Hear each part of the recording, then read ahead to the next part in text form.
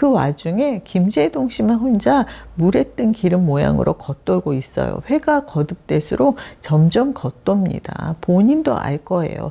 이게 내가 있을 자리가 아니구나. 선생님, 어제 뭐 보셨어요?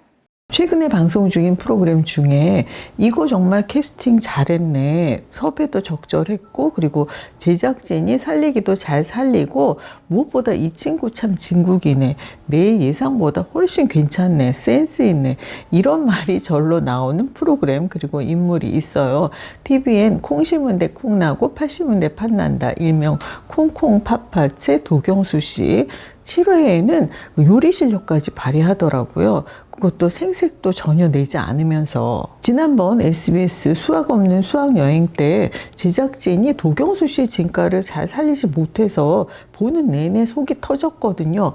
보석을 캐어놓고는 그걸 왜 가공을 제대로 못하니 답답하잖아요. 그런데 이번 제작진과는, 멤버들과는 아주 합이 잘 맞네요. 연출이 하무성 PD님이에요. 기억해 두겠습니다. 어떤 프로그램이 출발을 할 때 출연자들의 면면을 살펴보다가 이 사람 이름이 여기 왜 들어있지? 누가 이 사람을 섭외했지? 의아할 때가 있습니다. 너무 안 어울려서, 너무 생뚱맞아서. 그러나 뚜껑이 열린 다음에 방송을 보면서 내가 편견이 있었네. 내가 잘못 생각을 했네. 반성을 하게 되기도 합니다. 내가 예상했던, 우려했던 그림이 전혀 아닌 거예요. 또 그런데 그와는 반대로 혹시 했는데 역시네. 이 사람 섭외한 사람 나와보라고 해.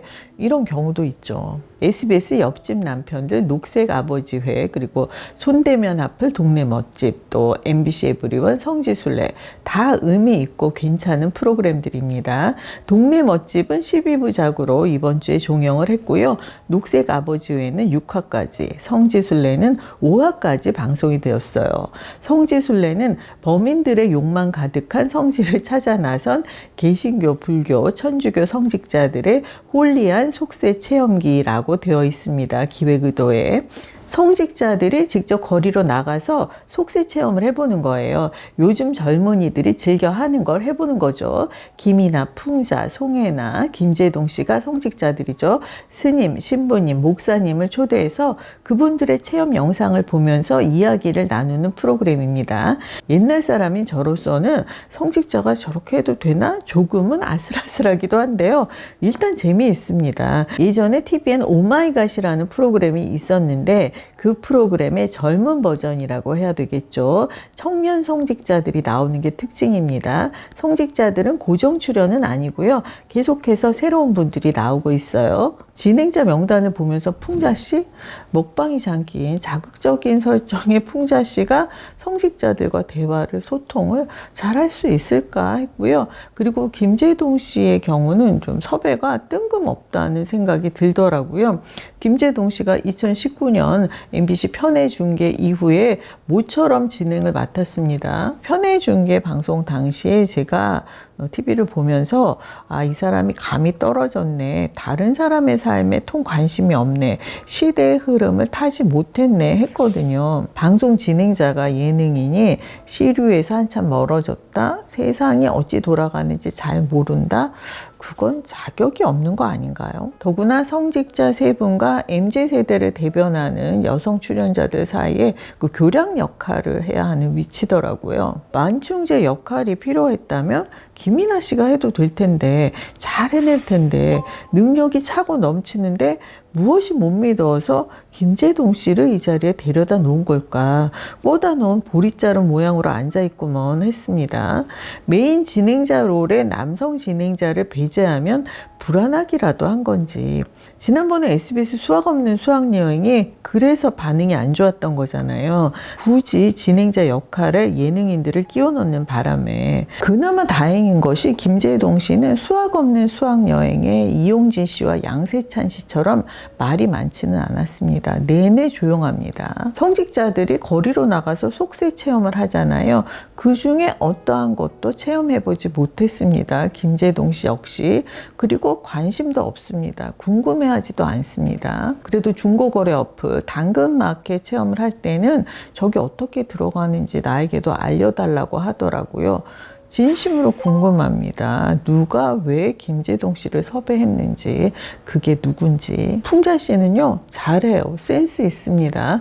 풍자 씨와 풍자 씨를 선택한 제작진, 서로에게 윈윈입니다. 한 번은 동거 그리고 동성애가 주제였는데요. 풍자 씨가 그 자리에 있어서 훨씬 이야기가 다채로웠어요. 이번 주에 방송된 5화 얘기를 잠깐 하자면, 이번 주에 새로이 출연한 금호수님, 이분이 폭스바겐을 타시더라고요. 그런데 말만 외제차지 35만 킬로를 탄 차예요. 중고차 거래소에서 견적을 내보니까 그냥 폐차하시라고 하더라고요. 견적이 안 나온다고요. 스님이 딱해 보였는지 벤츠를 보시한 불자가 계셨대요.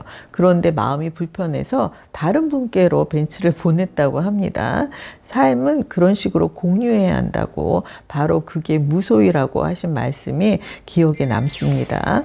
시청자 사연도 받고 있는데요. 어떤 여자분이 남자친구가 알뜰하다 못해서 자신의 생일날 당근마켓에 올라온 옷을 사주겠다고 하더라는 거예요. 그래도 새 옷이라면서 이거 어떻게 했으면 좋겠냐는 그런 상담이었는데, 이예준 목사님 말, 남자친구가 합리적이긴 하지만 사랑은 합리적이어서는 안 되는 것 같다, 이렇게 얘기했고요. 유경선 신부님은 도저히 용납할 수 없다. 아끼고 아껴서 평생 혼자 쓰고 살라고 그래라. 헤어져라. 아주 강경 발언을 하시더라고요. 금호스님은 남에게는 항상 좋은 것을 줘야 한다, 이렇게 얘기를 했고요. 김이나 씨는 결혼할 때 갖고 싶었던 시계가 있어서 그걸 중고로 샀대요. 하지만 그건 스스로의 선택이지 않느냐, 이런 말을 했습니다. 아주 깔끔한 정리였어요. 저는 재미있게 봤어요. 저하고 취향이 같은 분들 시간 나시면 한번 찾아보세요. 김이나 씨, 송혜나 씨, 풍자 씨 세 분의 합도 좋고, 그리고 성직자들, 종교에 대해서 없던 관심도 생기게 만드는, 또 호감을 갖게 만드는 분들이에요. 구성이 좋습니다. 이런 와중에 김재동 씨 혼자 물에 뜬 기름 모양으로 겉돌고 있습니다. 회가 거듭될수록 점점 겉돌아요. 아마 본인도 알 거예요. 이게 내가 있을 자리가 아니구나. 그리고 제가 저 사람이 왜 저기에 있대 했던 또 다른 인물, 동네 멋집의 배우 김지은 씨입니다. 김지은 씨가 작품 운이 좋아도 너무 좋죠. 2021년에 MBC 검은태양, 2022년 SBS 어게인 마이 라이프, 그리고 이어서 1,000원짜리 변호사. 요즘 이렇게 작품을 쉬지 않고 하기가 쉽지 않습니다. 그런데 또 이번에는 SBS 예능까지 잘할까 싶었어요. 욕심이 너무 많은 거 아니야 했습니다. 그런데 잘합니다. 일당백이에요. 손님 응대며 서빙, 급할 때는 주방에 뛰어들어가서 커피 내리기부터 설거지까지 못하는 게 없더라고요. 여기서는 유정수 카페 전문가가 백종원 씨 같은 역할을 하는데요. 도전자를 향한 지적이 냉철하다 못해서 지나치게 날카로워서 보기 불편할 때도 많거든요. 그런데 김지은 씨가 나서서 도전자들을 여러모로 다독여주고 격려하고, 또 가끔은 애정어린 쓴소리도 하고요. 알고 보니까 이분 카페 아르바이트 경험이 아주 많더라고요. 아는 만큼 보인다고 동네 멋집의 맞춤 인재였습니다. 중간에 김성주 씨가 JTBC 뭉쳐야 찬다 하고 방송 날짜가 겹치는 바람에 하차하고, 그 자리에 오상진 씨가 새로 투입이 됐는데요. 오상진 씨를 보니까 애초부터 오상진 씨가 같이 했으면 좋았겠더라고요. 역시 이쪽으로 아는 게 월등히 많은지라 중심을 잘 잡아주고 있어요. 아니, 배우 김지은 씨가 왜 예능을 한대 했다가 어머머 참 잘하네 하게 된 경우입니다. 김지은 씨 이번 프로그램 하길 정말 잘했어요. 그리고 김지은 씨를 섭외한 제작진들 참 잘했습니다. 그리고 녹색 아버지회, SBS에서는 보기 드문 환경을 생각하는 프로그램이에요. SBS가 웬일이래 했는데, 김영욱 CP의 김진호 PD님, 김진호 PD님은 공생의 법칙을 하셨던 분이더라고요. 녹색 아버지회는 우리에게 도움이 되는 프로그램이라서 무조건 보시는 게 좋습니다. 우리가 내놓는 그 쓰레기들이 어떻게 처리되는지 보여주기도 하고, 무심히 버린 쓰레기가 얼마나 위험한 결과를 초래하는지 보여주기도 합니다. 출연자들이 몸을 좀처럼 아끼지 않아서, 힘들다고 툴툴대지 않아서 대견한데요. 차인표, 류수영, 정상훈, 제이슨 씨가 환경을 위해서 현장에 나가 온 힘을 다합니다. 그런데 처음 출연자 명단이 발표되었을 때 제이슨 씨가 왜 저기에 껴있지 했어요.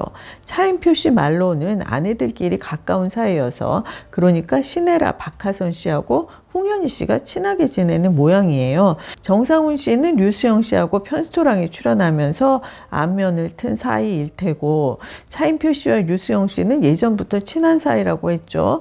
여행 예능 MBN 원하는 대로에도 신혜라 씨하고 박하선 씨가 호스트로 같이 출연했었잖아요. 아니 여기도 인맥 저기도 인맥이네.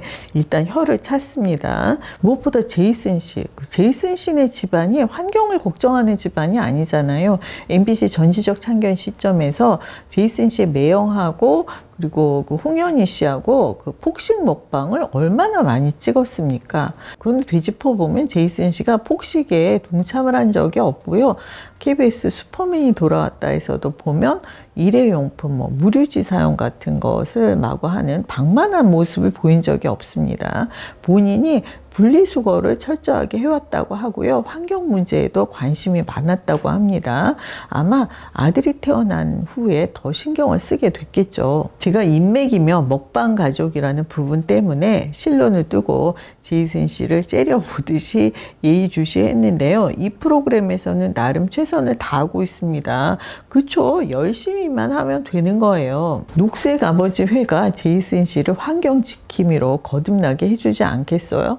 어쨌든 김재동 씨는 다운, 제이슨 씨와 김지은 씨는 업입니다. 특히나 그 선입견을 깨준 김지은 씨 칭찬합니다.